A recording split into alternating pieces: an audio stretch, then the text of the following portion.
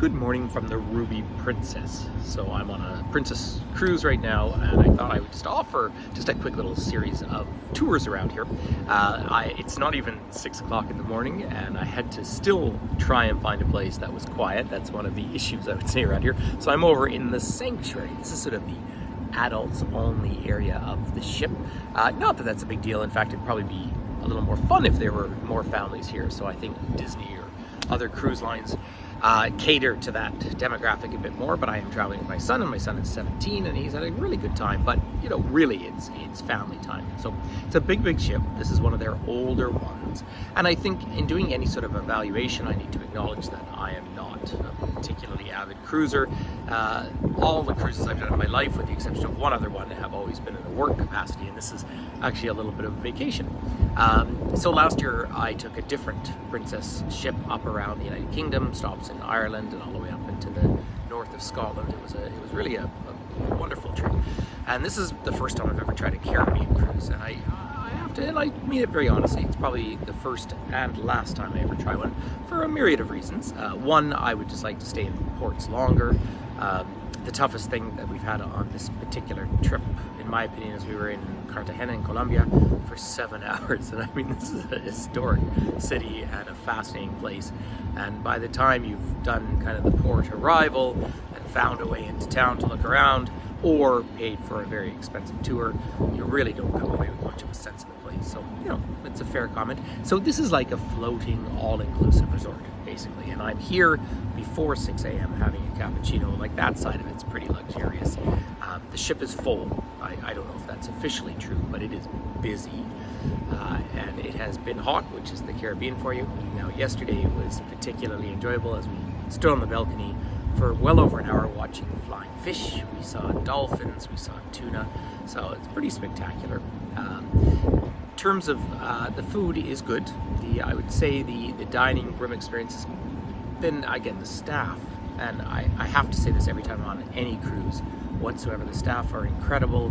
They work ridiculous hours. I've been Googling their wages because I like to think that they are at least paid a living wage, and that's long been a debate in these sort of industries. As it's international, they don't necessarily have to follow legal codes from specific countries. So please, on any cruise, never ever be rude to anyone, because they work incredibly hard. That noted, the dining room experience has been a little bit of a letdown, I have to admit. Just the food is better than fine, but just very slow, and you know, the drinks come when you're on your main course. Silly little things, but again, that is what they're establishing as their bar. And the other reality is, even before 6 o'clock in the morning, finding a place without music, not blaring out, but being noisy, is a bit of a challenge. So I'm up on the upper deck here, and I can even give you a little bit of a look around. So say this area is called the sanctuary up front here. Now it is windy, but you know, it seems pretty reasonable where you're chugging through the ocean, through the Caribbean Sea. The gym is down below me at the back, and it is a good gym. So I've really enjoyed working out there. The big buffet, which is very typical of cruise ships, at the back of the ship, and that is, you know, teach their own. It's almost a little unpleasant, just because, just a comment, I don't know why people need to put a week's worth of food on one plate. So, again, the fact that these ships are accessible to people with mobility challenges, I think, is wonderful. I think it's a beautiful way for all sorts of people to still be able to travel. But the amount of waste one sees on a ship like this is always a little bit troubling. Another thing I just wanted to point out, and I think they do this really well, around my neck there's a lanyard, and I've got this little fob. That gets me into my room. It's my identity, it gets me my drinks. It's a really good system they've done. They have an app now, and of course the world has changed. Virtually everyone has a phone or an iPad or whatever. And as a consequence, you can look at what's happening on the ship at any time. So that's really well done. I'm up on I'm one above the Lido deck, so I guess I'm 16 floors up. You can get down to the 4th floor down below. So it is a massive ship. And between me, where I am up here, on this big open area through here, there are 2 other swimming pool sections. Now, by 7:30 or 8 o'clock in the morning, pretty much all the seats are full. I guess people go and put a towel or a hat or something on a seat or a table, and that's theirs for the day. Yeah, you could always debate if that's the best way to manage that or not.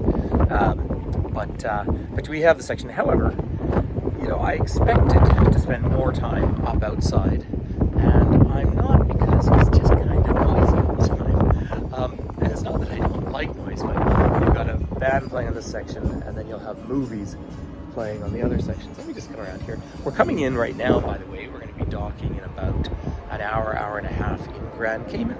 So that's pretty neat. But yeah, so you can hear the music probably in the background. But as we do curve around here, there is that pool section there. You'll see the exhaust coming out the massive engines in the distance. And then there's another pool section, and that's where the buffet is at the back, and the gym section's here at the front. So that's the upper deck, and say by 8 o'clock in the morning, this will be full and busy. And good on them, they're a business that way, and they need to be. Now, down below, and that's where we'll do part 2, is I'll go inside to the main lower areas and show you around if it's not too noisy, and give a little bit more sense of what's happening on the interior areas. The cabins are fine. We have a smaller balcony cabin, and the balcony has been nice to have. I have done the Alaska cruise about 20 times, always in a work capacity, and I never personally, if I'm on a ship with work, I actually don't mind an inside cabin, because it's like a nice little place to have a sleep and disappear from the world. But having this balcony has been just great fun to look out and enjoy the environment. And in fact, just to share this, you can see the lights now forming distance there. There's Georgetown of Grand Cayman out in the distance. It's a nice calm water. Now, you do feel the chop. In fact, my little boy did need to take some sea sickness tablets one of the nights. So, you know for yourself, but they're pretty stable. So that's just a quick hello from the Ruby Princess. So I tell you what, I'll go and record another one down inside the ship and give you a little bit more of a sense of what it's like to be on a big boat like this.